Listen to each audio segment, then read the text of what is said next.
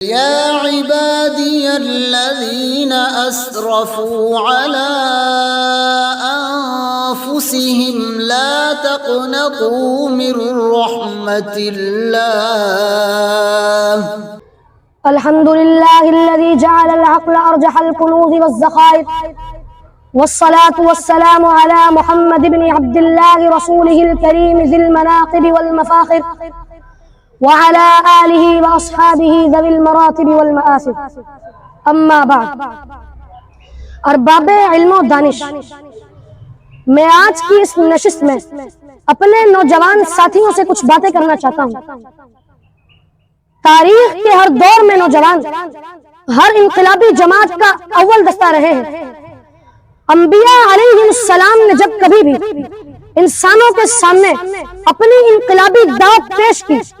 تو ان کی آواز پر سب سے پہلے اور سب سے زیادہ تعداد میں لبیک کہنے والے نوجوان ہی تھے۔ اسلام کے ابتدائی زمانے میں دار ارقم میں جو چند خوشبخت افراد جمع ہوئے تھے اور جنہوں نے ایک انقلابی جماعت تشکیل دی تھی، وہ نوجوانوں ہی کی جماعت تھی۔ میرے دور کے نوجوان ان انقلابیوں اور جانثاروں کے نام تو لیتے ہیں، لیکن انہیں ان سے کیا نسبت ہو سکتی ہے؟ وہ اللہ کے سودائی تھے، یہ دنیا کے شیدائی ہیں، وہ یکجائی تھے، یہ ہر جائی ہیں،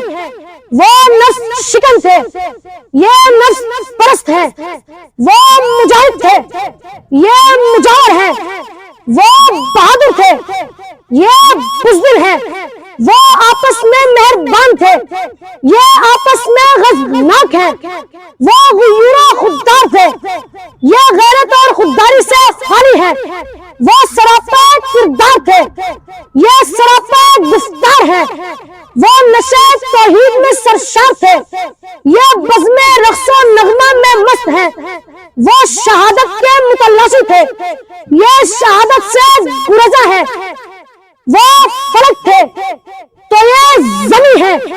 وہ پھول تھے یہ کانٹے ہیں،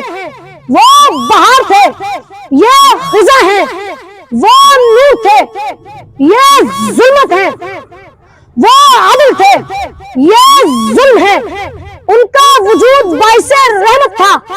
اور ان کا وجود باعث زحمت ہے کہ میں علامہ اقبال کے ان اشعار پر اپنی بات ختم کرتا ہوں کہ کبھی اے نوجوان مسلم تدبر بھی کیا تو نے، وہ کیا گردو تھا جس کا تو ایک ٹوٹا ہوا تارا، تجھے اس قوم نے پالا ہے آغوش محبت میں، کچل ڈالا تھا جس نے پاؤں میں تاجے سر دارا۔